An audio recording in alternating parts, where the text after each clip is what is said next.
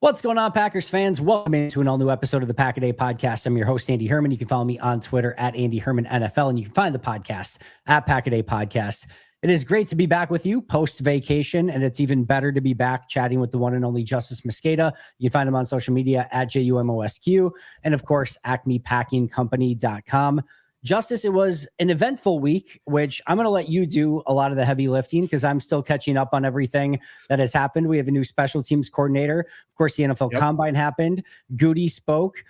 Rich Bisaccia is coaching somewhere else, apparently. We've had franchise tenders. We've had restricted free agents non-tendered by Green Bay. We will get to all of it through the course of today's show. But first and foremost, how are you doing, my friend? I'm doing great. I can't complain. Andy, I don't know if you saw this. I don't know. I'm trying to do the math on where you would have been in like 1998, or what age you would have been in 1998.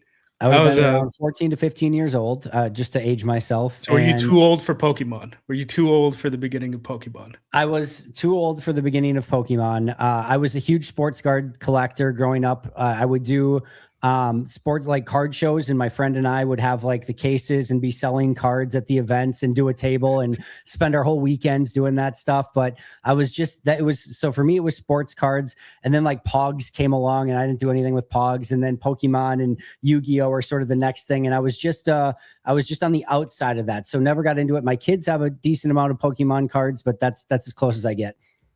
So they just dropped, I don't have a Switch, but Addie's got a Switch. And they just dropped the remakes of the original games for like $20 on the Switch. So I was babysitting my friend's kids, and every time we babysit, I'm just playing that game with them now, and I'm like, sweet, love it, let's go. That's when you get a Tecmo Bowl or a Tecmo Super Bowl remake, something that comes out like that. It's always epic. I always love it. Yeah, like I said, I was just on the outside of that. Around that time, I was a big Final Fantasy guy. So I'll try to go back and play, Final Fantasy 7 every once in a while just to get that hidden nostalgia or things like that. But yeah, just on the outside of Pokemon. I'm sure if I were just again 3 years younger, 2 years younger, I probably would have I was like all things Pokemon. I was like kindergarten. I mean, the streets were shaking. Yes, Andy, when this thing dropped.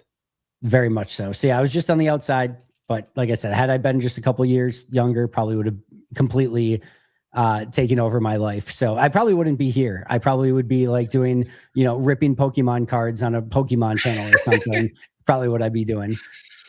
All right, let's get into it. We've got a lot to go over. Let's start with the fact that the Packers have a new special teams coordinator. Cam Achord, interesting hire for Green Bay. Like I said, I'm gonna let you do a lot of the heavy lifting. I'm gonna do a lot of deep diving in this. This and the NFLPA report cards are something that I want to spend a lot of time on. So I'm gonna probably do that in a little bit deeper dive in some coming days. But I'll start with you, Justis. Tell me everything that I should know and everyone else should know about Cam Achord. Well, first of all, I get to do it finally after me mispronouncing things for years on the show. It's Achord. I know. I knew that, and I still said it wrong for some reason. I don't know. It just feels Achord seems like it should be it, but it's Achord. Yeah, you're right. He's from Mississippi. That matters because he's a I'm spacing on his name. Patriots former special teams guy, Joe Judge.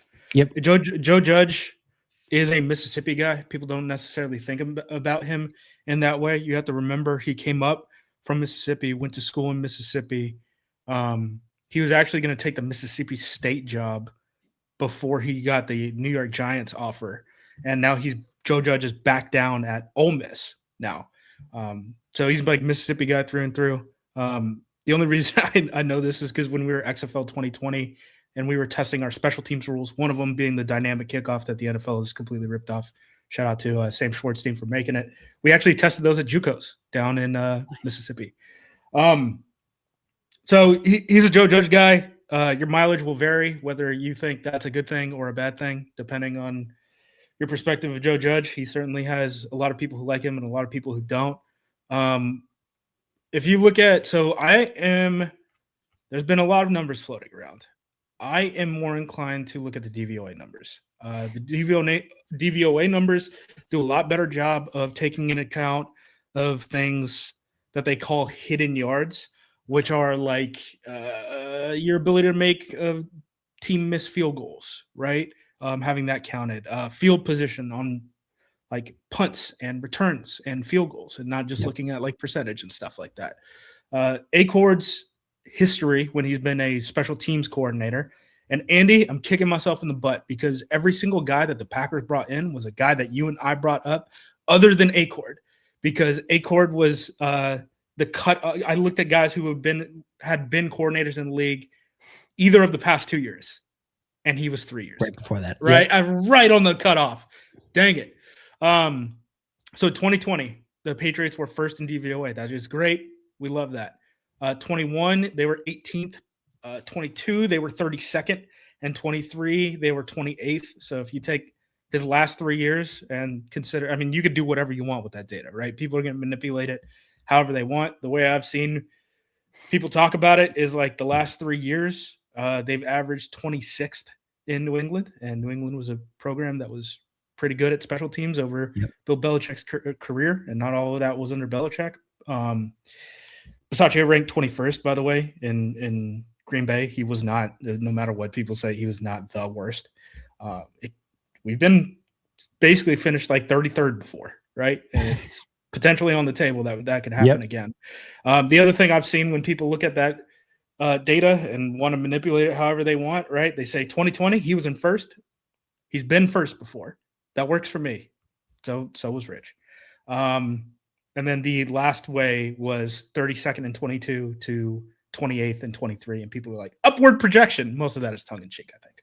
Yeah. There was 1 year his units allowed 3 kickoff returns for touchdowns. That was fantastic. By far the most in the league. That was more than the rest of the league combined. Yeah, I mean, I think the chops are you worked for Bill. The Patriots did a little bit more stuff infrastructure-wise, special teams-wise. Like I know people are like, well, Matthew Slater gave a glowing report on Achord. I'm like, do you guys see a Matthew Slater here? Like that's a guy who played like 12 years in the league and basically didn't play an offensive snap. Right. We're dead last in the NFL in using offensive players on special teams. Like you can look at Sabian and Romeo. They're like literally in the thousands in terms of how many snaps they played on special teams in the NFL. We don't use receivers and stuff. Nope. So things could change. I'm inclined to just, this is I think, not an I know, right? I'm inclined to believe Bisaccia didn't walk away because things were like, hey, things are going to get changed for the better. I know people were like, well, he's spent a lot of time in South Carolina, wants to be closer to his family, all that stuff. I'm sure that had a part of it. Doubt he just learned where South Carolina was on the map this year and was working in places like Vegas, which are even further away now. So we'll see. The Clemson thing is really interesting. They had like I think the second highest. We brought him up, the special teams coordinator in Clemson, who doubled as their DBs coach or cornerbacks coach. Now he used to be DBs, then only was cornerbacks and got the special teams title. He was a guy who worked under John Harbaugh and Dave Toome, two very well respected guys, and with the Philadelphia Eagles way back in the day, right? Yep. Before he kind of got out of special teams and started doing more DB stuff. Thought it was really interesting. The reporting on this stuff said that the board of trustees had to approve this. They don't do that for every coach. So I'm inclined to believe this is we have to ask them to spend more money type of thing. So I don't think he's going to position maybe. Yeah. I think what's going to end up happening is the special teams coordinator is just going to end up being the DB's coach again. And then Rich is going to, but he's still going to get paid like the special teams coordinator because of his money. So now you got to come up with the extra money for a special teams coordinator, which Clemson's got the money. They are amazing at fundraising. The guy who ran the fundraising at Clemson when they were going to national titles and stuff and kind of built that foundation of basically extracting money out of boosters in Atlanta is now the AD at Miami. And that's why they're kind of gotten that stuff turned around. Guys, right. Everything comes down to money. I don't know if you guys have realized this yet. Yeah, I think it's interesting. Obviously, there's ties there. I've had people pontificate what it means, ask me those kinds of questions. I mean, I just think this is going to be the tough pill to swallow. I think we were his Boston College for Jeff Hafley, right? Where it's like, where do I see myself in a couple years? Right. And am I getting enough support here? Or do I need to go reset my coaching clock somewhere else? Because I do think he wants to coach for a long time. Those guys can Like Danny Smith has got like 15 years on Rich Bisaccia. He just got hired as a brand new special teams coordinator. These guys can last forever. Coaches can pretty much do it until they drop for the most part. So, would it surprise you if Bisaccia was coaching in the NFL as a special teams coordinator again in 2027? No, not at all. no. Same here. And I think that, you know, he looked at how long was DeCamilis, sorry, with South Carolina. I mean, I think 2 years. Yeah. So, I mean, 2028. Yeah. I mean, yeah, you can do that for sure. Could I mean, Rich is going to be in demand. I'm worried about that. I do think that that's going to be interesting for the believers who are like, oh, close to family is just that, right? Where it's like, oh, then he like leaves for the Chargers job. Wait, that's further away from his family, Andy. Yeah. Yeah. Well, but he's a good soldier. I don't think like he's probably going to have some introductory press conference where he talks about this. I don't think he's going to throw anyone under the bus. Like he didn't when Matt wouldn't let him use the offensive lineman on field goal protection. So right. He kind of, ate crap, and I think he got tired of eating crap. But again, that's just a thought. It'd be interesting if he did go nuclear on it. I'll say that much right now. If he did decide to, to throw Green Bay under the bus. The other thing too that I've seen is like the fans. Like, dude, Rich doesn't strike me as a guy who's like really going on Twitter very much. So I don't know how much that one holds weight. Like the Packers are fully fine with giving double middle fingers to the fan base in press conferences, like pretty consistently. I don't think that they care about public perception that much.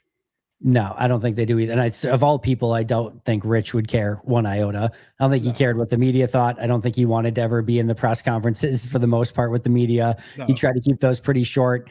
And I don't think he cared one iota. Didn't even enter his thought process of what the fan base thought of him whatsoever. Most coaches care about what the people in the locker room think about him and things like that. Yeah. And, I mean, I literally I think that those are like he's such a from what I've heard, right? I haven't talked to the guy, but from like the players I've talked to, the agents that send their guys to Rich, all that stuff, like he's so like person to person connection that like it doesn't really make sense to me, the like fan narrative stuff. Yeah. I mean, maybe Achord does come in and things get better, right? Like we'll see. I think the biggest places that we saw growth under Rich, right, were coverage units. We've talked about this before. Again, this is why the Packers weren't 32nd in the NFL in special teams under Rich. This past year, punt team, kickoff team, the only team that was better than both of the Packers in both of those units was the Washington Commanders, right? And that's a unit where Achord kind of had some struggles. And those were the units that we actually support. I think it's going to be interesting with free agency. I don't know if you want to tie this into like the whole tender situation, but 3 of the Packers' top 5 most played special teamers, right? One of them is Chris Brooks, who's basically like the only offensive guy who consistently gets on the field.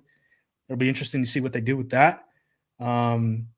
We haven't gotten confirmation on that, but we have heard Zane Anderson isn't going to get tagged. And then Aaron Mosby, I don't think that they can keep Aaron Mosby. And Aaron Mosby is interesting because he wasn't even on the 53 until week 10, and he was still top 10 or top 5 most played special teams player. Like he really is one of their aces. Here's the issue with Mosby. Mosby's vested now, right? So what that means is if he's on the team in week 1, his salary is fully guaranteed. And I don't know if they can do that. They didn't do that this past year. They got him back on the practice squad and then brought him up, right?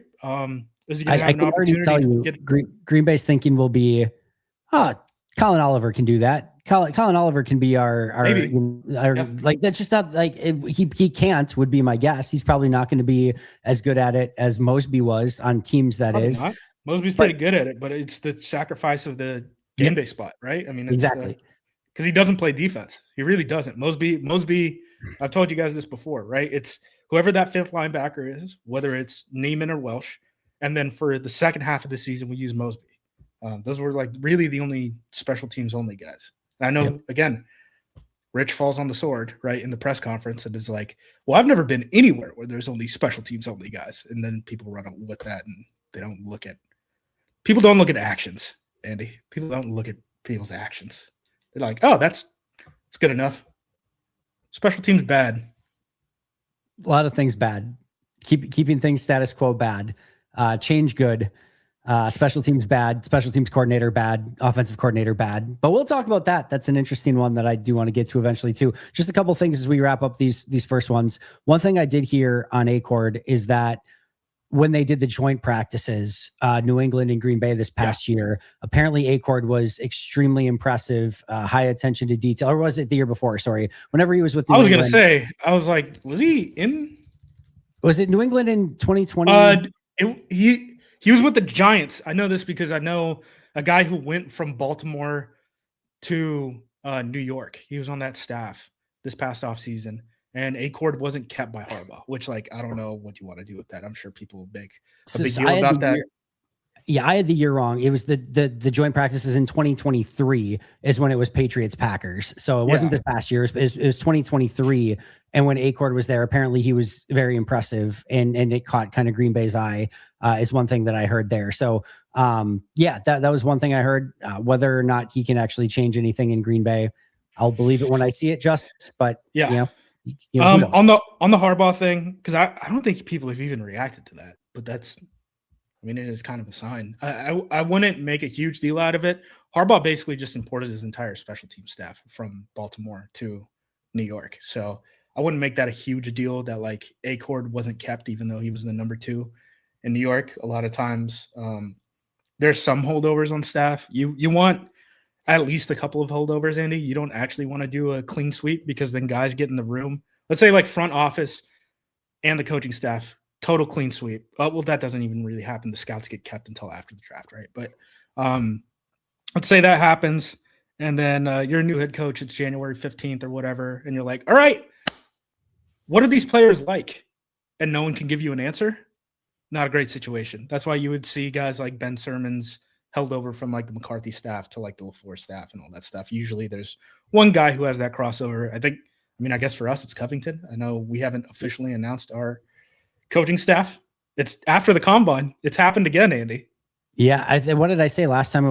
Last year was April when it was like April 3rd or 4th where they announced it. So we got another month to go. We got plenty of time. But one thing just here too is, unless I'm mistaken, I've not heard anything about an assistant special teams coordinator yet. So that's another kind of key thing to keep an eye on for Green Bay. Yeah. And I have no leads on that unless they're just going to promote, what's his name? Harkey, the third guy. Yeah. That's kind of my guess is what will happen. Just move him from a 3rd to a 2 and then save the money on not paying a 3, I guess. Maybe. I don't know. Could be. We'll see.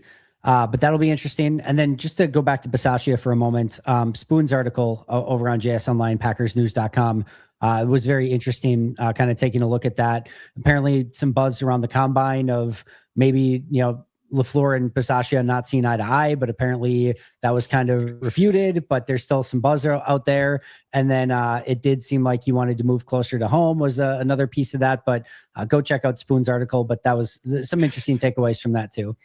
Andy, sometimes it's not one thing, right? It's one thing after another. Yeah. This is not apples to apples, right? But I remember I had a job once and I got promoted into another job after it. And one of the reasons I got promoted was because I did all this stuff in the job previously, and they wanted me to come to this job where I got promoted and do all the stuff that I just did in a new environment because we had just changed a bunch of stuff over. And I remember I was all excited. I got promoted, whatever. And I got there and I realized, oh my God, this is a bigger mess than what the last job that I had was. And it took me forever to clean that whole thing up and remake it entirely. And now I need to do it here. And again, it's a bigger mess than it was before. And I'm just like, I don't know that I have the energy to do this all over again. Like there could easily just be a case where like Rich Bisaccia just got done with the Raiders and kind of remaking that. And all of a sudden he gets to Green Bay and is like, this is a bigger mess. And now I'm the assistant head coach as well. And I have to do even more. Like sometimes they're just like, all of a sudden you get promoted into a bigger mess than you were expecting. And it's daunting. And it's just like, I've done this already. And I don't know that I have the energy to do it again. I'm not saying that was Rich. Rich is I'm sure a much stronger willed and smarter and better worker than me or whatever. But there could be a million different reasons why this did not go the way that, either Rich or the Packers were expecting. The NCAA is pushing for 105-man player rosters, and usually 70 can travel for road games. right? So Yep. if you really got tired of arguing about like what guys can you have on game day, all this type of stuff, like it gets a little easier when you go from 48 to either 70 for road games or the full 105 for home games, right? So something to Yeah. think about. It's a little Also, easier life. like you've mentioned, extra points still basic in college football. You've got no dynamic kickoff unless they've changed Oh that. yeah, it's fair. It's fair catch inside the 20, Yeah. 25, I think. Yeah. So there's a lot of changes that have taken place in NFL special teams too, and maybe Rich was just like, you know what, Punt's I don't. different. Yeah. He's had experience in it though. Who Before. knows? Who knows? There could be a lot of different reasons, but yeah, go check out Spoon's article. He did a great job on that. And then you brought up the non-tendered players, Zane Anderson, Emmanuel Wilson, the two that we know so far. There's still a lot out there. You brought up, Mosby. I can't imagine they're going to tender him. I still go back to the only one to me that is interesting from a do they tender him or not is Darian Kennard. He would be the only one where if they view him as a legitimate like swing tackle, like 3.7 million or whatever it is like a reasonable amount of money for that type of player. And they already gave up a 2027 sixth round pick for him. So that what they're giving up in compensation hasn't even come up yet. So I could see them potentially tendering him on a restricted free agent deal to kind of keep him. But I can't imagine anyone else from actually getting the tender. But to me, guys like Zane Anderson, Emmanuel Wilson, Chris Brooks, Aaron Mosby, any of them could be back. I think it'll be on like an unrestricted deal after they become unrestricted free agents and non-tendered players. Yeah. And I think one of the conversations that's really interesting right now, and this is why the Packers are having 2026 meetings and all this stuff about this, right, is figuring out how free agency ties in with the draft, right? Because if you need a tackle, you need a swing tackle, you need a swing tackle. So you're looking at the alternatives. I have now finally, Andy, after a couple of weeks of looking at this, I finally feel comfortable about talking about the offensive line class as a whole. Here's part of the problem. The tackles that I liked and I thought were like mispriced on like the consensus draft board were guys like Blake Miller from Clemson, who was ranked like 160th or something like that when I first started looking at the consensus board after Mike. I'm going to be honest, after Mike tore his ACL, I started chipping away at draft stuff, and those guys are all rising. So now it looks like there's kind of 7 guys in the draft who can like viably play tackle, because guys like Jennings Dunker, he's going to move inside. Brian Parker Jr., he's going to move inside. Isaiah World, it came out that he tore his ACL in the what was it, semifinal against Indiana. There's like 7 guys. And then after that, it kind of does get a little spooky. I would probably pull the trigger on Kennard. The other RFAs, like Brooks, you don't need to pay that. Nope. Like there's no world where you need to pay $3.5 million. No chance to have Brooks for a year. Like if he's going to come back, he's going to come back on like literally the league minimum. And then you're going to give him some sort of signing bonus. John Fitzpatrick. A lot of these guys can get the John Fitzpatrick of what he got last year, which was either league minimum or a little over, and with like a kicker on signing bonus, which was. But like Brooks, like I think like you can give him like $200,000 as a signing bonus, and you can get him on the league minimum deal. So what Fitzpatrick got was basically 1 year. 1.5, a little bit under 1.5. 1.13 base salary, 125,000 signing bonus with 170,000 per game roster bonus tied in, which again was about 1.5 million. I could see a lot of these guys getting like a Zane, if again, depending on what Zane Anderson's value is in free agency, but a Zane, a Chris Brooks, and Emmanuel Wilson, a lot of these guys, to me, that type of deal makes a ton of sense. Yeah, and Wiley's the other one. I don't think they're going to bring back Emmanuel Wilson because he was already RB. Well, I mean, they like Marshawn Lloyd, right? But Marshawn Lloyd wasn't healthy. Yeah. Wilson was RB4 at the end of the year, and he doesn't play teams. So I think if they bring back a back, I think it's going to be Chris Brooks because you can give him their change of paces. This guy's blocking really good. It's their change of paces, and this guy can catch swing routes out of the backfield. I don't think Cox is coming back. Wiley, I could see it for sure. Mosby, Mosby's going to be tough. I don't think they can do it. Wilson, I don't think he's coming back. Kennard, you probably should tender him, like we said. Yep. And then Brooks, I think you can bring him back on something cheaper. Same thing with like Wiley, right? And Anderson, sorry. Yep. Yeah, those are the interesting decisions. I agree with you on Wilson. I would love Zane back. I don't think they need Zane back, but I would love him back, especially with special teams too. That But was interesting. Goot said defensive back when they asked him positions for competition. And I was like, that might be Zane's gone. Which again, if Zane, Mosby, Chris Brooks are gone, then like we're just like, dude, I'm having to develop guys every single year. We can't have any consistency here because we have to keep Nasir Stackhouse on the 48-man roster to play 5 snaps a game. Like,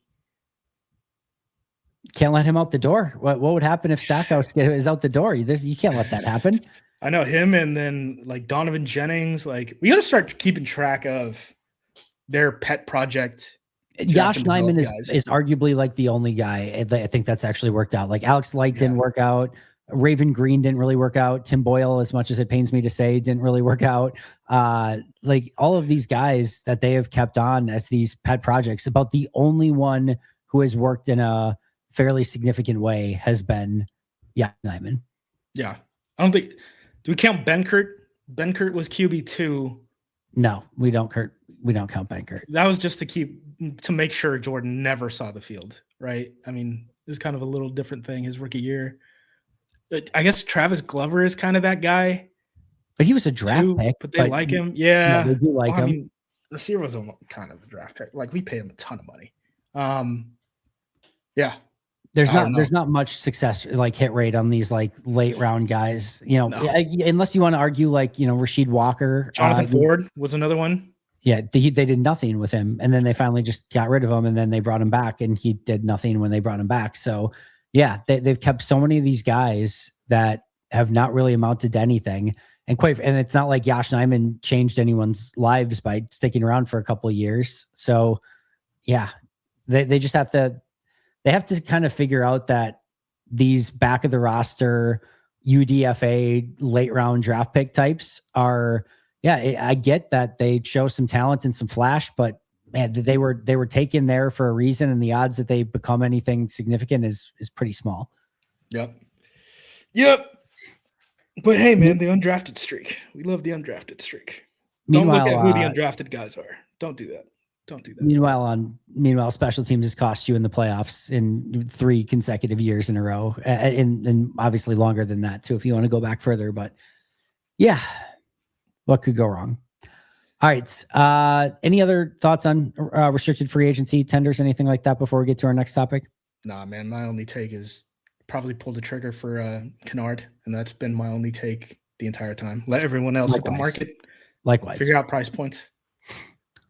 Let's talk NFLPA report card rankings. The first thing, the most obvious situation in the entire world is that despite the NFL not wanting these released, that they would still 1 billion% get released. And we have them for pretty much every team, I think now they're out there. Well, yeah, they had it on their website, right? So like what the issue was the NFL was like, the NFLPA cannot publish this for the public, but the NFLPA has their own website that they can share things among union members. Yep. And obviously, ESPN's Kaylin Kaler, I believe, was the one who got the full list, the one that I saw. Sure. So she obviously got access to it some way and published the whole thing. Yeah. Which will continue to happen as long as they continue to do this. It will leak out every single year. Well, hey, the NFL is really going to crack down and figure out who leaked this. By the way, the NFL said as soon as like the Gruden emails dropped, they were going to figure out who had them, when Gruden and the NFL were the only people who had the access to that. And it's been like 5 years and no updates on that. They said they were going to find it immediately. By the way, they did that and this is not to clear Gruden of what he said, right? The words that Gruden used to describe the union leader was dropped like it was either 24 or 48 hours before the NFLPA was going to vote out DeMaurice Smith. And it completely swung the votes. Roger Goodell is worth every dollar. Make no mistake about it. Roger Goodell is worth every dollar. But yeah, this is going to keep happening, folks. It's going to keep very much so. But Packers did not do so great in said team rankings, including a big fall for Matt LaFleur, a letter C grade for Adam Stenovich. And they still are upset that there's no daycare for the Packers. So there's that. What were your key takeaways from this? The most interesting things to me, right, is you kind of like the grades are the grades. Like there's some things where like a B+ can be the number one ranked within that subgroup, right? And or a B+ can be like 30th, right? Yep. People are generally happy. Like their happiness is on a different scale from a category to category basis, right? The childcare stuff, like just get it fixed. I don't know what the situation, you know better than me, Andy, what the situation is for game days in Green Bay and how available childcare is on those Sundays. It's not. It's not. I've not seen a place that has weekend childcare availability for like daycare centers or things like that in Green Bay. That doesn't mean there's not, but I have not seen them or not aware of them. Just take care of it. Locker room drastically improved. Not surprised. We got a new locker room, right? And recently, the training staff stuff or the training room stuff, I'm less concerned about because we're about to invest we have invested a bunch of money and we'll be changing the training room very soon. The training staff stuff kind of stinks, dude. Like that's not great that they don't really like they don't like the strength and conditioning coaches and stuff. We ranked 28th in that. If you remember, we got our strength and conditioning. This was a new one, right? People complained about the old strength and conditioning staff. We got the new one from San Francisco. They graded well. The old one graded really well in these same report cards, like one of the top graded groups. So go on. We got our guy from San Francisco. San Francisco has been the most injured team in the NFL under Kyle Shanahan. And no, it's not because of what is even the thing? The electromagnetic, whatever. Yeah, the power converters or whatever that are right next to the stadium. Which like the practice. So before it was the stadium, that was where their practice field was. Like since the 80s, they spent more time there in the 80s than they did than they do now. But basically, like under Shanahan specifically, and it's part of because of the practices, and I think part of because of the plays. Like I've talked to people in the league who like league office, right? Who work on like injury and prevention stuff. And those conversations mostly started about special team stuff because of the dynamic kickoff and things like that. But like they asked me one time, because one of them follows me on Twitter, because I posted something about Shanahan and injuries and just kind of out of my butt. And I was like, yeah, I'm not surprised. And they asked me about those things and why. And it's because they run like these pin and pull run schemes and stuff like that. Like you're running full, like it's not, slow runs like in the middle and you're patient and you're waiting for it's like, we're going to create an alley and we're going to hit it full speed. And I'm like, of course the backs die every year. And these linemen get hurt and you're getting banged up in practice when you're doing that, full speed or even half speed. Right. Like, yeah, those are high impact. Those are maybe you're basically doing a kickoff return on those plays. Right. And it's for everyone too. Imagine Trent Williams being the one coming at you on the other side. Kyle Juszczyk going in motion and all that stuff. Like, I'm not surprised. Kittle. San Francisco has been the most injured team under Shanahan. They had 1 year, Andy, where they were like not horrendous from like a missed games perspective. And after that year, that's when we hired the training guy from Green Bay. I don't know how they operate in the training staff. That's not really my world. I can't speak to that.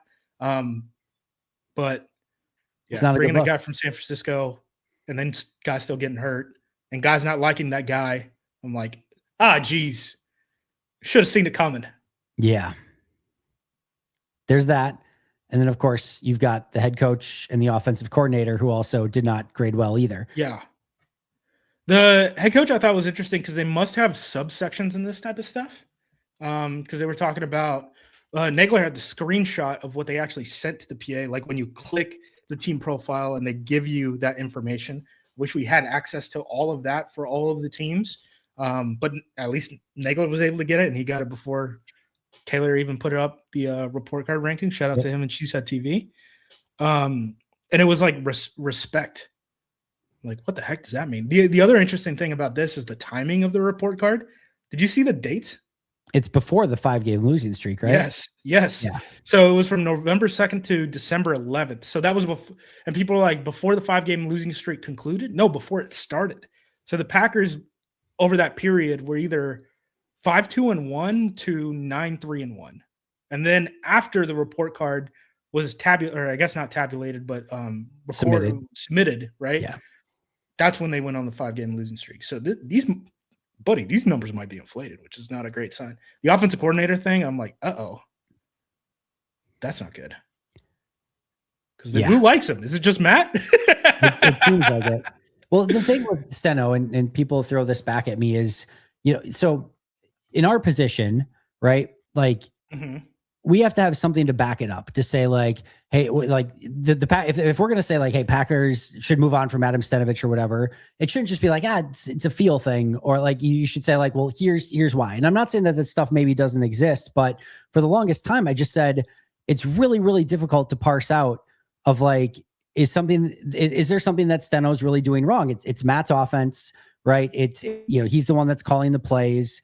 I've seen people throw back, well, Steno's, huge in the offensive line room, and the offensive line really struggled. And sure, we know he was involved in it, but Butkus is still the offensive line coach. And they didn't, as far as we know to this day, they have not moved on even from Butkus at this point, and he's the actual offensive line coach. So my whole point was just that, like, it's tough to put the argument together of, hey, here's why they should move on from Steno, or Steno sucks, or, get rid of him or whatever. I'm not saying it's right or wrong. I'm just saying it's really tough to put that argument together. And then this comes out, and now the players are grading him as a C overall offensive coordinator. And that's probably not the greatest sign in the world for Adam Stenavich. And that's the first like real true evidence that you can point to and say, all right, that's concerning. And that should be something that raises some red flags. Right. Because you need again, if your head coach is going to be a play caller, which 3/4 of the league are doing that. Only a quarter of the league is doing the CEO type of stuff. You have to have guys in those positions to be able to run meetings and do prep and all sorts of stuff, right? And it should be a vibesman, basically. And, Steno's not great on the mic. Neither is Rich. People really like Rich. So, I don't think you can go off of just he's good on the mic, so therefore people love him type of thing. Yep. But yeah, this is a decent data point into this. And it's not like we can track this stuff year to year, because they just started the coordinator stuff this past year. The coordinator tracking and home field tracking were new additions to the NFLPA report cards. Since we're on coaches, update on the wide receiver coach and whether he got a buyout from Penn State or not. I cannot get conclusive evidence. Yes. What I will say is, like, every single person I talked to in the circumstance, they were like, almost certainly you had to pay a buyout to get him. Penn State wasn't just going to let him walk for nothing and, do a, hey, good for you. You're getting an NFL opportunity. We're just going to be worse and shot for a wide receiver coach way after the portal, way after signing day, all this stuff. Like, that's not really how it works. So we almost certainly had to pay a buyout, which is the first one that I know of this year, because I don't think we bought out anyone else. No. That would be, again, telling that they really wanted him, which is a good sign. I think he has the opportunity to be, of all the coaches, I think he has the opportunity to be maybe the biggest upgrade over Mahaffey. Again, tough to say on the outside, but I think there is an opportunity that could be a real add to the staff. The linebacker coach too. Virginia Tech had a really good linebacker who ended up transferring to Alabama and was a big portal guy, like top, I think 20, like portal guy. So, his defense wasn't great at Virginia Tech. He ended up getting canned with the rest of the staff. The head coach actually at Virginia Tech became the defensive coordinator, as weird as that is, because he previously had worked for James Franklin, who ended up becoming the head coach. So that was a weird situation. But yeah, I think those are probably the two biggest areas of improvement. By the way, since we were talking about San Francisco and getting that strength and conditioning coordinator from there, we got Stenavich from San Francisco, and now our new DB's coach is coming from San Francisco. So if this DB coach flops, I'm banning Matt from hiring guys who worked for Kyle. I'm done. The offense got worse once Robert Saleh got it there as a assistant to Matt. I mean, I don't really put it. I don't know. I don't know how much work those guys are actually doing, man. Yeah, they're collecting insurance and just doing some film breakdowns and stuff. Very much so. Very much. Not real. But it has not gone great so far when they've taken things from San Fran. Aaron Banks, also from San Fran. Trying to think if there's any other. Dude, we're banning it. We can't. No more. Matt, stop hiring your friends' guys.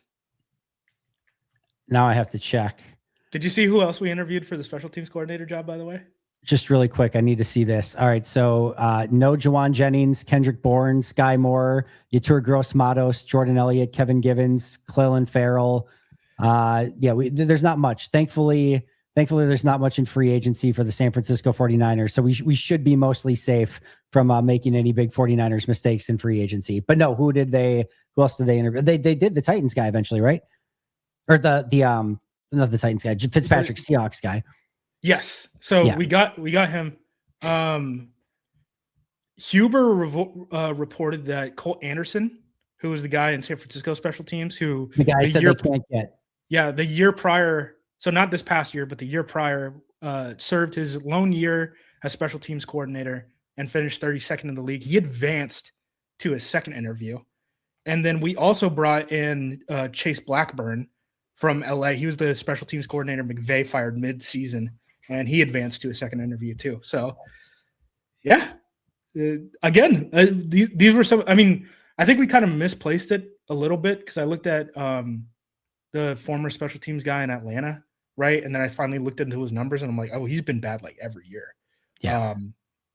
But yeah, Matt tapping his friends on the shoulder and being like, yo, who's ready? Who's ready? I need a name soon. The tampering period is going to start at the end of this week.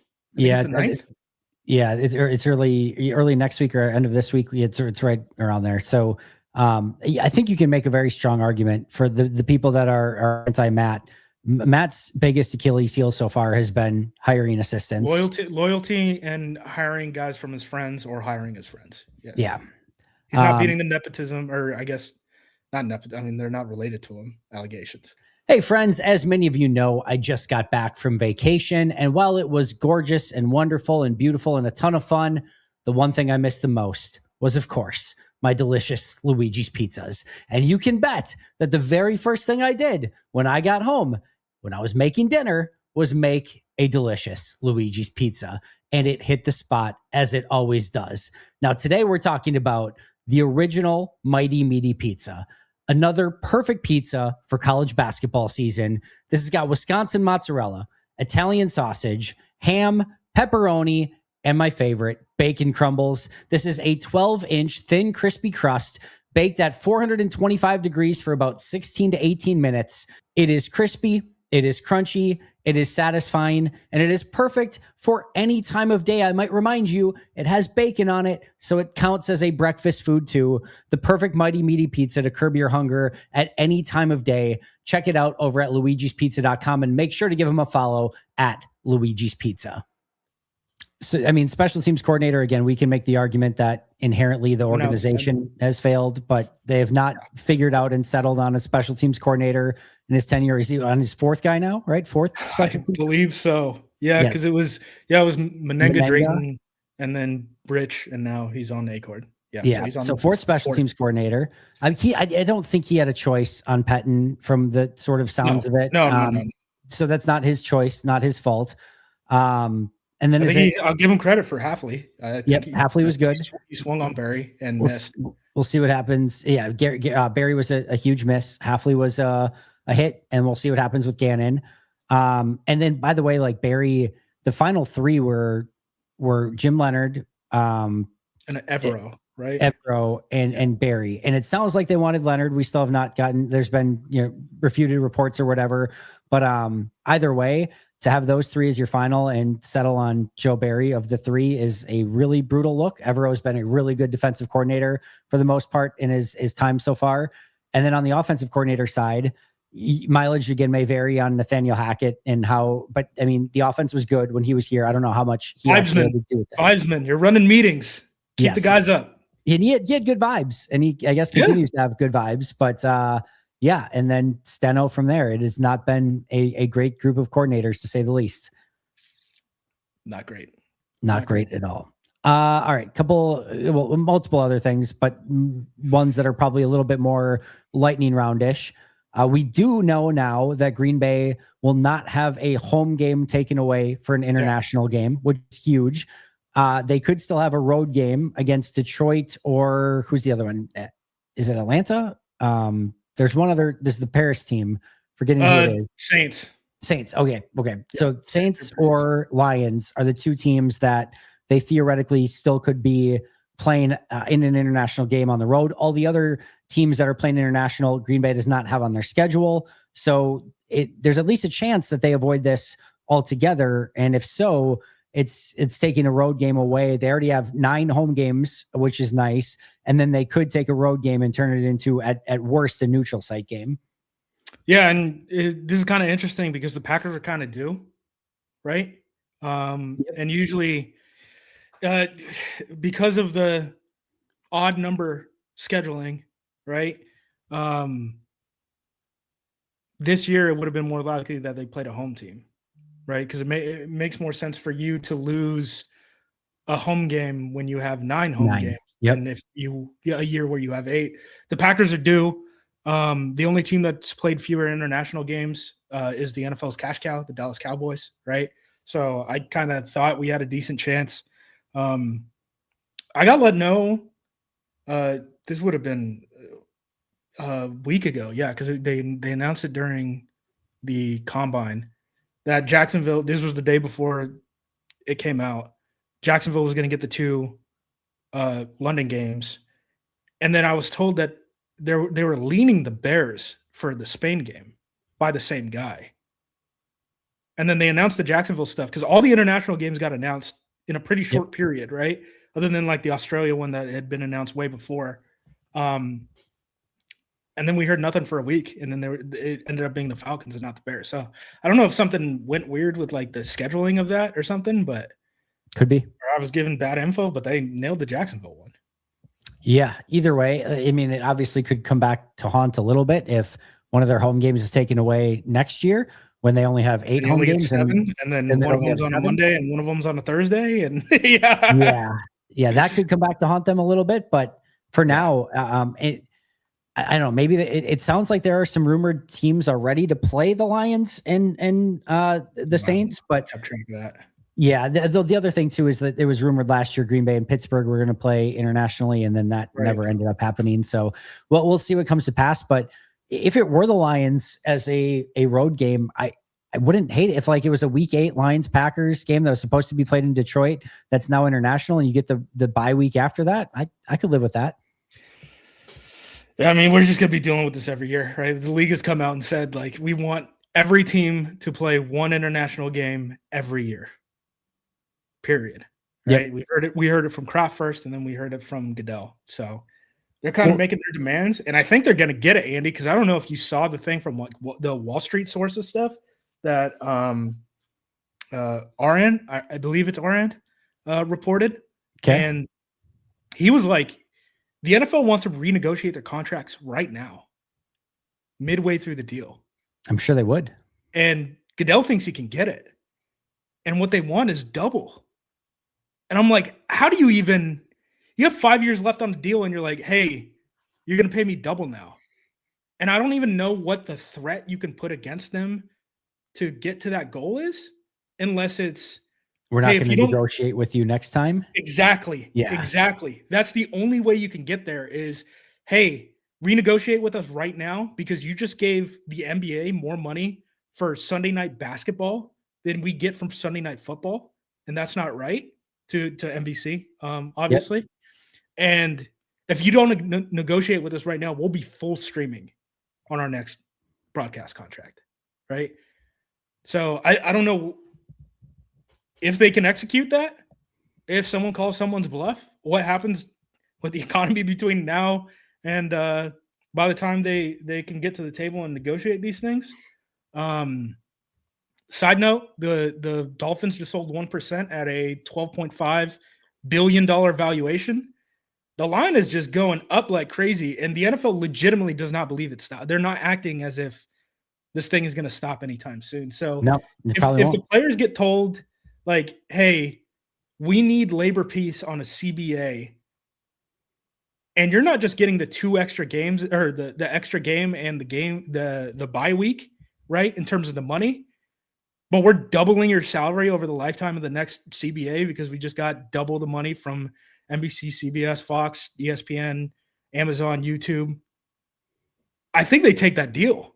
And Yeah. I think we're playing internationally every single year, Andy. If you're doubling the price, I think guys start signing up real quick.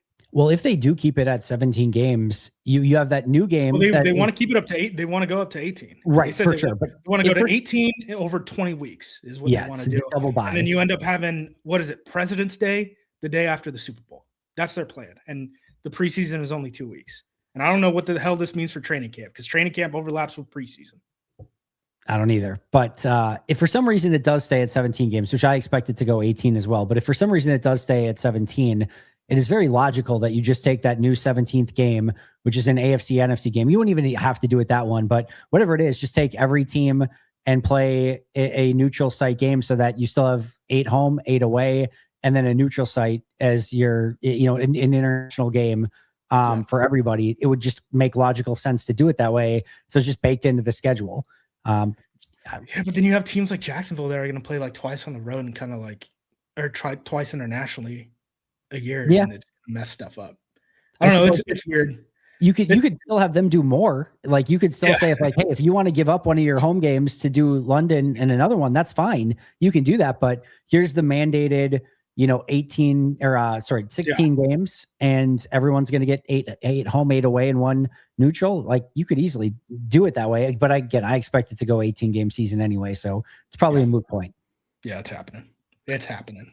If they can double the cap, because the cap is based off of rev share, and that is mostly broadcasting deals. If they can double the cap, the players are going to sign up for the 18th game, period. It's happening. And to give them a double bye. The double bye makes all this. I mean, the fact that they don't have the double bye already is insane because it literally is good for everybody. You get an extra week of programming and the players, and then you can say player safety and the players get an extra week off. And you can now do it's very easy. If you have an international game, you can always have a bye. Even if you have a week 3 international game, you can have a bye after it because you still have another one coming up down the road later on anyway. So you can always have a bye after that international game if you want it. There's just so many different ways that it makes all the sense in the world. I don't know how that's not a thing already. Yeah. I'm assuming I work under the understanding that it's happening, folks. Yeah. At some point. Who knows when, but I have done the complete 180 on it when there was the talk of hey, we're going to go from 16 to 17 games. We're going to cut a preseason and add a regular season. And people were complaining. I'm like, what are you talking about? This is more regular season football. Why would you not want more regular season football? And I think I've actually now gone, after getting 17 games, I think I've actually gone in a different direction of I think 16 was perfect, but I'm not going to fight it. It is what it is, and it's going to happen. Probably. That's where I am. I'm the Goot answer, where it's like, hey, man, the time for complaining was 5 years ago. We're past that point. It's just going to be happening to us. So you better get good at winning these international games. All right, a couple others. Actually, more than that, but again, try to go through these lightning rounds. Sounds like Goody had some hints at a 3-4, which again, Negler was there too.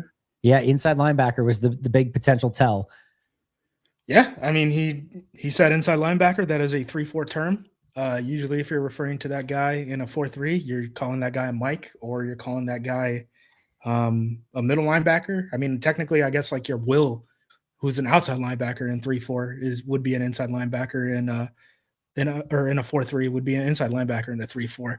So yeah, I think this is the thing that we said was coming, right? All indication is that teams that play this scheme really want to base out of a 3-4. The only guy who really didn't was Gannon that first time around in Philadelphia, and his personnel probably had something to do with that. But as soon as Fangio came in, he was like, screw that, we're going to be a 3-4. What that means for the ends, I don't think that's going to be those guys standing up, or not standing up, but lining up over the tackle. They're going to basically use 2-3 techniques. That's what happens in the NFL for the most part. So no, LVN is not kicking in to get double teamed by both a guard and a tackle. That is not the world that we live in right now.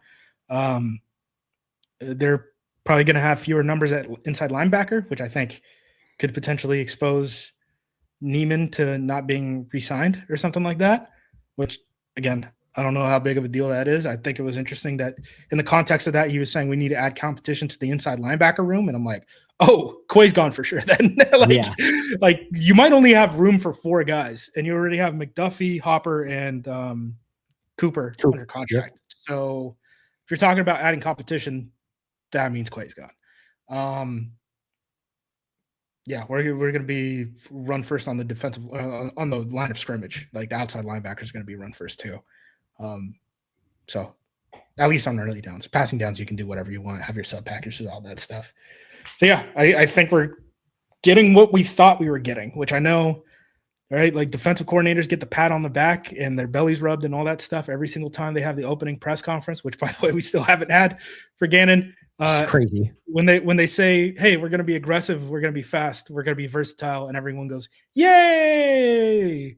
But every single one of them say that, including the ones who aren't very versatile or anything. Yeah, and I do think Gannon is versatile. Like he plays a bunch of different packages and stuff. He's in the sim pressure world where you're still only rushing 4, but you're rushing 4 from different angles and you're dropping guys from different angles. But I think ultimately he does that to protect the quarter structure. And the team that they want to be ideally is going to be split high safeties, corners off coverage, line of scrimmage is going to be playing run first, and that allows everyone else on the field to work pass first. So it's going to be basically off the line of scrimmage is going to be coverage first. On the line of scrimmage is going to be run first. And then you dabble into pass rushing first world when you get into the sub packages and stuff. Yep. No, that all makes sense. And that's, again, based on hearing inside linebacker. And again, I know Nagler said that Goody said something too about, playing more 3-4 base fronts than they have in the past. It seems like the writing's definitely on the wall at this point in time. What did you think of the Rashan Gary comments and anything else from Goody's presser? Oh, I think he's lying about Gary. I mean, I had to think about what it feels like forever ago. Yep. You have to cut him. He's making like a top 20 cap hit among non-quarterbacks in the NFL this year. And he was no good last year. He lucked into a bunch of sacks that he happened to be the guy who was playing opposite of Micah Parsons when everyone was petrified of Micah Parsons, including the quarterbacks who ran away from Micah Parsons directly into Rashan Gary. So no, I think he's gone. And the Packers can't do that. Like Goot said, like everyone is coming back basically. The Packers aren't in a cap situation where that is even a reality. Like they would have to basically burn the 2028 season completely to the ground to just keep Gary and Jenkins, and like they're above the cap right now. And that's before any potential re-signings, anyone in free agency, the rookies. It's not happening, man. I don't buy it. I thought it was interesting that people said that like there's been sourcing on Elgton Jenkins might have a trade market. Like if you can find someone to take on Elgton Jenkins for $20 million this year and you get to kind of move off scot-free, create that cap space and get a pick, go for it, especially after an injury. Like that's crazy. But the Gary thing, I think you have to dump him. I don't think there's going to be another alternative. This feels like Packers PR of like, yeah, Rashawn's really good. Somebody come and trade for him. Like yeah. Dryer's great. Dryer's going to be on this team. Dryer's amazing. Yeah. Somebody give us a draft pick for him. Yeah. Oh, nobody wants it. All right. I guess we'll cut him. Like, hey, Rashawn's really, really good. Like he was super productive for us and everything, somebody come give us a pick and then it won't happen. And yeah. I do think the Elgton thing's interesting. This is where we get back to your conversation of, Howie Roseman style of, all right. So what, let me ask you this. What does Elgton go for in free agency? Do you think? It's gonna be. He'll probably get paid like a guard. Yep. Right. I think he'll get looked at as a guard. I was gonna say the center market is so weird, but he'll probably get paid like a guard. I mean, he'll get like 12. That was my number. That was my exact number. 12, 13, right? So if it gets to the 14 range, if Green Bay eats $6 million in dead cap, is there then trade value? But do you want to eat $6 million in cap for a 1-year contract? I think it's different than the Hobbs thing. I agree. It's only a 1-year deal. I agree. I don't think so. And like you could trade him to a team and they could shred up the contract and all that stuff. We'll see what happens. I'm really interested in the Kenny deal because like they said that they're going to restructure that thing, and I'm like, are you just going to pay him the $20 million and just spread it over 5 years and pay it in 27 instead of this year. Like, if I'm Kenny, I don't renegotiate that deal. No. I stand on it and cut me Yep. and let me test the market, and then I'll come back to you with a number. Dallas is in their own world. You can't, anything that they do is their own bizarro thing. They got 3 defensive tackles. They all cost a ton of money, and they want to restructure 2 of their deals. And I'm like, what do you mean you're going to restructure Quinn Williams? You just traded a first round or a second round pick for him. What are we doing? Yeah. They gave up more than that, right? Was Quinnen? Or no, maybe it was just, I don't know. I forget what all the deals. They have the 2 1s this year still. So I assume. No, they gave up that next year's 1. I think they gave up a 2 this year and a 1 next year, didn't they? Wasn't the Quinnen? Yes, that is exact. And Mozzie Smith. Goodness gracious, dude. Yeah, they're, like I said, they're in bizarro land. That you have to just let them be in bizarro land because you don't know what they're going to do next. They have to tender. Dude, they're so happy right now. They have a contract conflict with the kicker that they can get PR out of, and now Pickens is on the franchise tag too, so they can drag that thing out and get a bunch of PR for that one too. Fun times. All right. Drew Dahlman retiring for the Bears. Tyler Biadasz released by Washington, visiting Chicago already. That's interesting. But Dahlman's just a massive, massive loss for Chicago. Yeah, he was a Pro Bowler last year. Yeah. Stanford kid. Pull this up while I'm talking about this. Look up his contract. I don't know if this is something that's been coming for a while. So when a guy retires, you can go after a signing bonus. Yep. This was, if you want to get real dark here, right? The reason Aaron Hernandez isn't still with us right now is because he was they basically, like, the Patriots would have gotten that money back, and he was like, I'd rather give that to my family. Okay. So that doesn't always happen, right? Like Andrew Luck, the Colts didn't go after a signing bonus. I know that because I worked for his dad. Yep. At the XFL during that whole deal, which was crazy. Dahlman's money is completely flat year by year.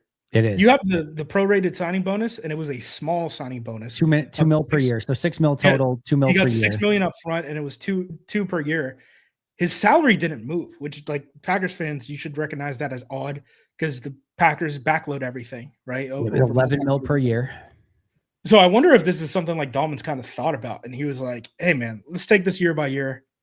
I'll get the big money in the salary this year, and then we'll play it by ear." And he made a call before a week before free agency. So hopefully everything is good with him, right, family wise and stuff like that, and health wise and all that. But yeah, Chicago's in the center market.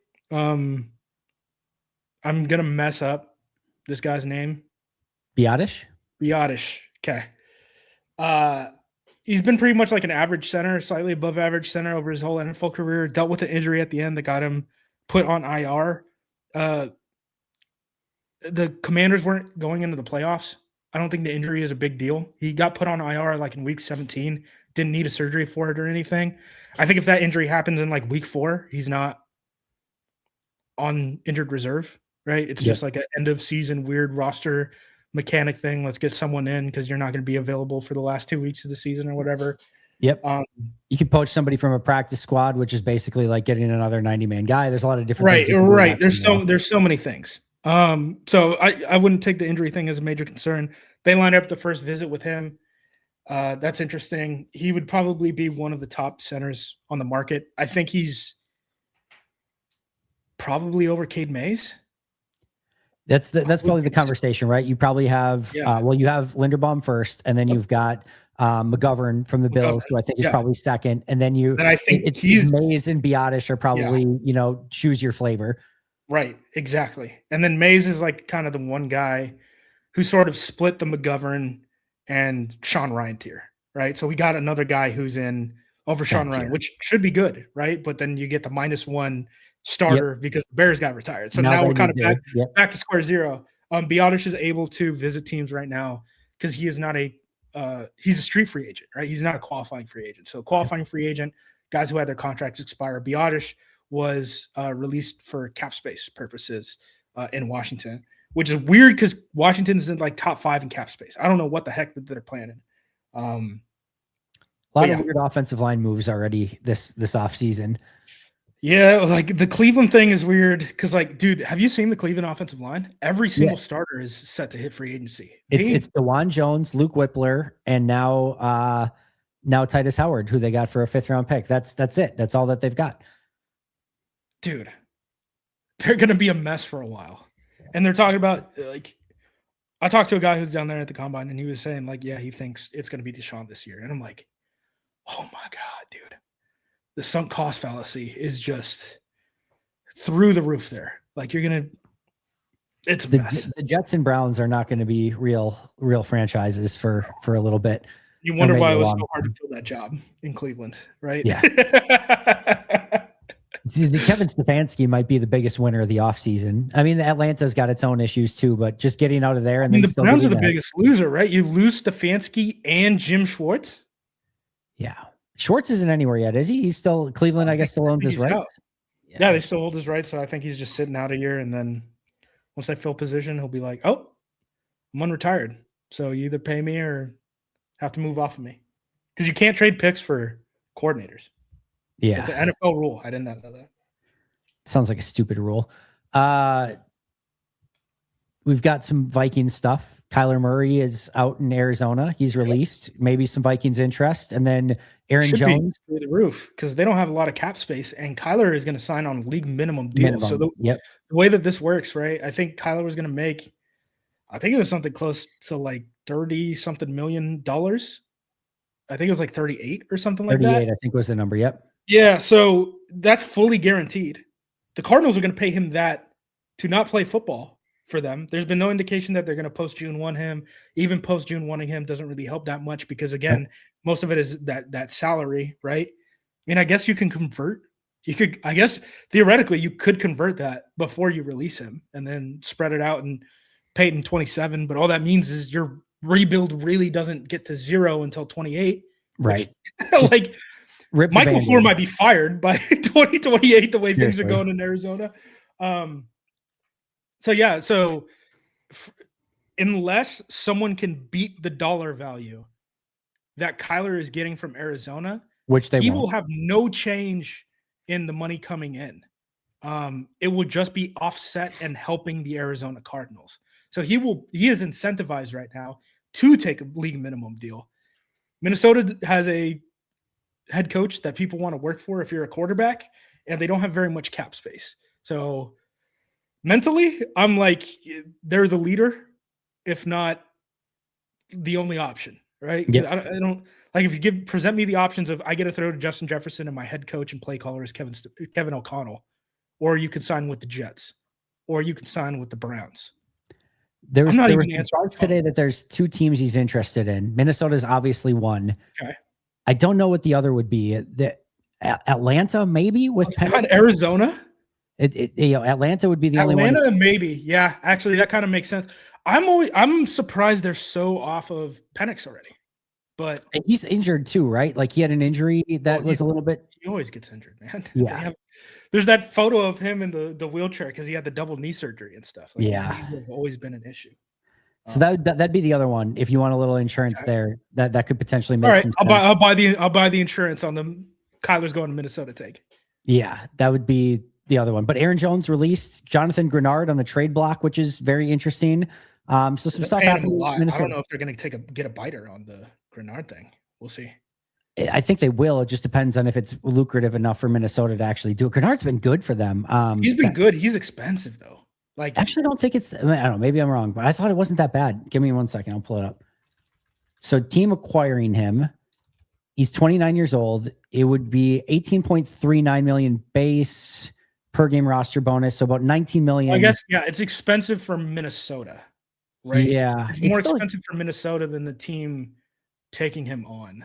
Yeah. 1 year. I mean, it's basically a 1 year, 19 million. And then you'd have a team option next year of 1 year. So it's 2 years, 38, 19 million per year. It's not that bad for the team acquiring them. Yeah. I bet they get biter. It sounds like Minnesota wants a day 2. If I were a team that needed an edge, like a 3rd round pick for Grenard doesn't seem like that bad of a deal the way he's been playing, but I don't know. We'll see. He's expensive, man. So yeah, 34th among defenders. So for the average. Well, I guess not the average NFL team, but the average NFL team has one defender with a cap hit as large as Grenard's is this year. So, and it's not like he's an all-pro. Like, he's a good player. Yeah. He's making a lot of money, and he's toward the end of his contract. So fair points. And then David Montgomery got traded.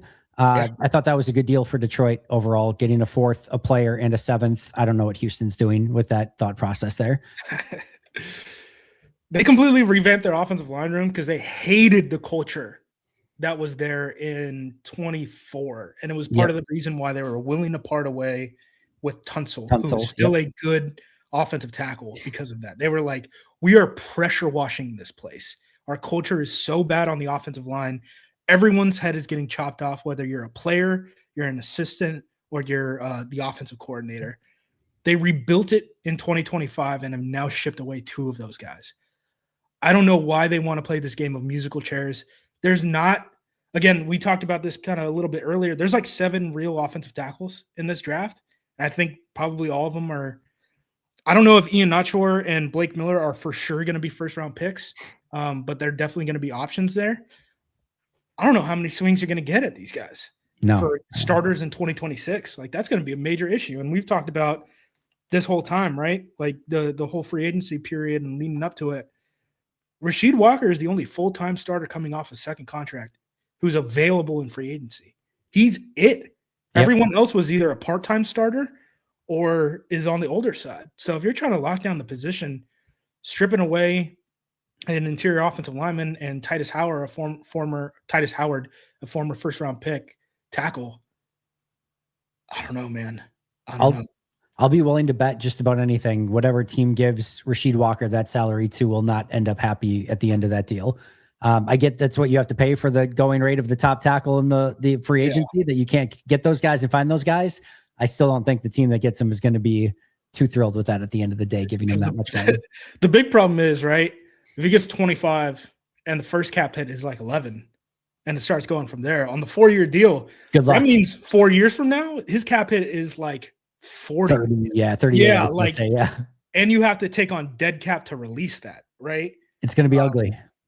One of the teams, and I don't even know if they have the cap space, but one of the teams I heard was interested was Cleveland, which I'm like, dog. Well, I'm sure they are. They don't have an offensive line. The league should take over the Cleveland Browns. This is absurd. Like, it's getting bad. I learned that Ty Simpson, who I think is like a 3rd-round talent, he's close family friends with Todd Monken.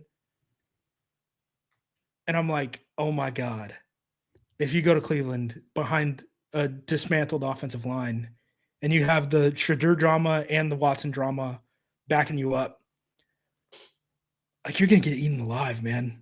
It's going to be a nightmare. You shouldn't, like, for his own safety, he should not be put in that position. If Todd Monken goes like 6-11 next year, he should be in the coach of the year conversation. I'm putting the line in the sand right now.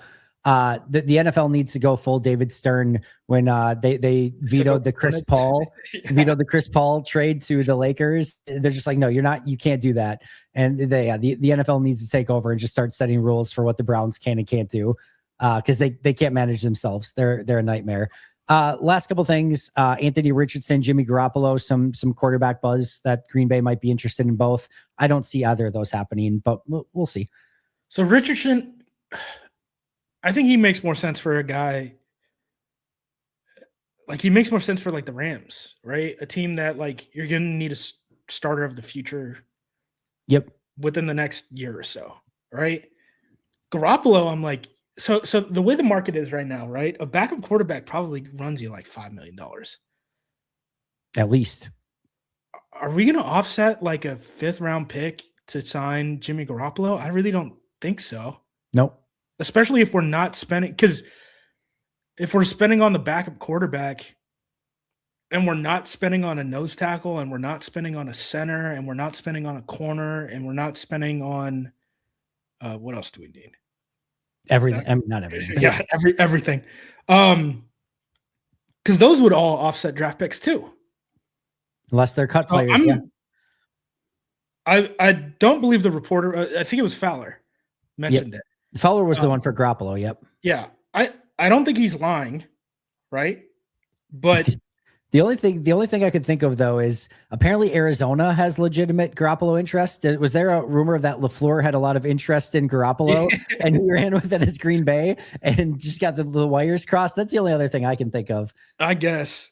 I just would be really surprised if they invested in a backup quarterback. With the way that the cap is set up right now, the way the scheduling is, the way that money or that comp picks would have to be offset and stuff, I'd be a little surprised. It's why I've made the pitch, even though I wasn't a fan coming out. I'm not a fan now, but Will Levis as like a backup, because he probably cost you like a seventh at worst to get him. And I believe his contract told. It's right? $2 million. Yeah.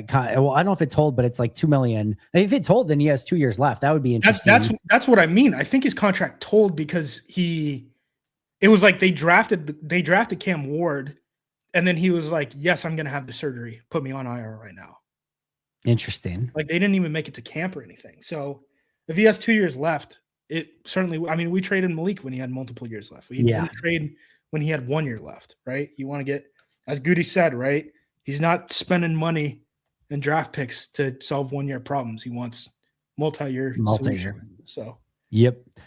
And then Marshawn Lattimore released. I can't imagine Green Bay is in the Marshawn Lattimore business, so I would say no on that. But the corner available. His metrics were still good, but he tore his ACL. So like he's on the same, and it's basically like the same timeline as like Micah, right? So I don't know what you do with him. I think if you're Lattimore, I mean, you're probably gonna have to sign for the minimum this year anyway. But like, I would probably wait, rehab on my own, and then come like early October, start taking visits with teams and see what opportunity you can get and stuff. Because I think if you're Lattimore, you're thinking about the 27 free agency cycle more than 26, honestly. Because if he can show that he's bounced back, I mean, he'll still get some money. Washington created, I think it was something like $18 million in cap space by releasing him. So that was always going to happen. Yeah, no, for sure. And again, I don't see Green Bay being in that market. We didn't even talk NFL Combine, which is crazy. We talked about every other topic, but didn't even really talk about. No one runs anymore, Andy. I'm sad. I got from a guy who works in the league, right? Not a team. A guy who works like league office stuff. Because my article went around like agents and stuff like that about the participation stuff. They wanted the data. I talked with a bunch of guys. The guy from the league told me that they're going to start using force play stuff, which is interesting because there's been some teams who have collected that data already. Like Atlanta's had this for a long time. I remember it being a big deal when they took like Tackerist McKinley, right? And stuff started buzzing in the league, and they're like, "Oh, he's got this crazy force plate number," and I'm like, "What the hell is a force plate number?" So I think they're eventually just going to move on from the drills. I mean, they might do the 40 and they might do the vertical jump because they're television events kind of. But I think like the agilities and stuff, I think they're just going to get rid of them, and they're going to use these force plate stuff where it's basically like, I don't know, not the size of a room, but the size of half of a room, and you're asking a guy to like move around and cut and all this stuff on it, and they're just going to collect that data, but it's going to be in a black box. I mean, I don't think that they're going to release it to fans or anything. I mean, it's the same thing that people say about like, oh, the teams don't need these drills because they have the GPS numbers and all this stuff. And kind of for now, at least, like, do you think teams who are G5 football teams are happy that P5 teams are getting those data on those players and are going after them in the portal? Like eventually those teams are going to say like, no, we don't want eyes on our guys. Yeah. We don't want you to track us. The other thing too is like and you know this, I've had access to some of these metrics, and I can't make up or down of them. Like top speed, I get, but it's not as clean and a 1-to-1 ratio, and like context matters. Like that's why you run the 40-yard dash, because you don't really get straight line 40 yards a lot in actual games, right? I've seen average speed. I don't know if average speed matters at all. And then like people, like the NFL puts out the stuff where it's like, oh, top speed in the gauntlet drill. And I'm like, we're doing this based off the discretion of how slow guys decide to move through. Like, do you understand what I mean? Where I'm like, we're not doing apples to apples stuff. Like it's a lot of numbers that need a lot more context, and we're taking away all of that context when we look at them. The smart teams will find ways to use good numbers to help their evaluation. There's a lot of ugly, bad. I just haven't seen the numbers. This is what I'll say. The numbers that are presented on some of these services, whether it's like PFF Ultimate or some of these other things that I've had access to over the years, they don't really make sense. Like the top speeds don't match the 40-yard dash, for example. And what I will say is if there's a player, I don't even know a good comp, but if there's a player that runs like a 4.640, but you get their actual GPS data and their top speeds are consistently amongst the highest amongst, their peers or whatever, I will screw the 40-yard dash time. I care a lot more about play speed than I do about, what he ran, for the 40 or whatever. But yeah, if it's legitimately like you're watching him on tape and you're like, all right, this guy doesn't look fast. He just did a 4.6 and now you're like, but his GPS says he's running super fast. Like, I don't know. I would want some other, I guess, level of confirmation at that point. But again, this is more context, right? Yes. You're arguing for more context. And what we're having happen is stripping away context. Like DBs, like the 3-cone used to be very important because it would be, if you're a safety, you're a middle of the field guy, it kind of measures like how your ability to like baseball turn, right? In the middle of the field. If you're a corner, it's how you flip your hips running down the sideline. There's 9% of guys who tested the 3-cone among DBs this year. And these numbers are getting lower and lower year after year post COVID. It can't go much further down than 9%, Andy. No, it can't. And the NFL can't shorten the combine because there's way too much in terms of like the medicals and the interviews. Like there's no way you can like if you took away a day from the combine, it would be a mess. It would be a mess and everyone would hate it. But I also don't think the NFL has a 21-hour television product over 4 days anymore, the way that they used to. There's a lot less. I mean, the defensive tackles ran first at the NFL Combine this year. And, like, the guys in the booth, like Jeremiah and Eisen, were joking. We're like, well, that went fast. How are we gonna fill this time, dude? Like, that went so quick. Like, it was over. And it's near impossible – unless it's somebody like, because I like Jeremiah does legit like NFL work during the season, unless you're like a Brugler or a Kuiper or McShay or one of those guys that are doing draft like all year, like that's all you're doing. It's really difficult to all of a sudden just like turn the draft switch and like know all of these guys enough. I mean, it's hard enough by draft time to know all of those guys well enough to speak educatedly about them, which is why we get orangutans making draft picks and everything else on day 3. It's just a difficult thing to do. So to do it by combine time it's not easy. Credit to those guys. There's a reason we don't turn in draft picks in February when the combine runs. Because we could. The NFL teams aren't ready. Yep. NFL teams are not ready. Like I've spent a good amount of time watching prospects. I know 3 positions in and out. That's it. I know nose tackle. I know the offensive. Oh, I guess the offensive line is multiple positions, and I know corner. That's it. Like you can ask me about linebacker. No clue for the most part. I mean, you see guys in passing, but like I don't know what the Cincinnati guy looks like. I haven't seen him. I haven't seen him. It's my toughest thing that I do, which is why I usually bring Ross Uglum on for the daily draft every year to start going. And I think he's going to be coming on here in the next couple of weeks or so, but is to go one by one through these because I've talked to you about this. I want to go deep diving as many of these guys as I can. And it's just a battle and a struggle because I don't want to half-ass it. I don't want to just be like, a cursory glance at a player. I want to be able to speak educatedly about them, and getting to 100, 200, whatever guys it ends up being is just it's a freaking grind, but it's a grind I love. And it's a grind that I'm going to be doing a lot more of here in the very near future. Yeah. It helps, kind of looking at the top 40 is irrelevant right now. I will say that. Yes, very much so. Justis, I've kept you way too long already. Thank you for catching me up on everything that I missed over the course of the last week. And of course, we're just going over all these topics, which are super interesting. I'm going to be, again, going through some of the NFLPA grades and Cam Achord as well over the course of the next couple of days, so people can look forward to that. What do you got cooking on Acme Packing Company?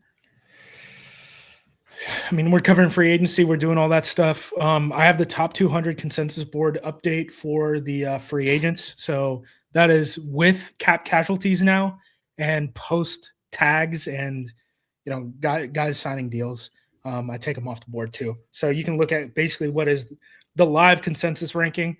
Again, I started doing that this year because every free agency ranking has like a couple of like just weird hot takes that I'm like, all right, well, this doesn't look like what the rest of the rankings look like. So I made basically an aggregate of them, and I have 28 boards that I'm running now. Did you see Matt Bowen's top 100 today?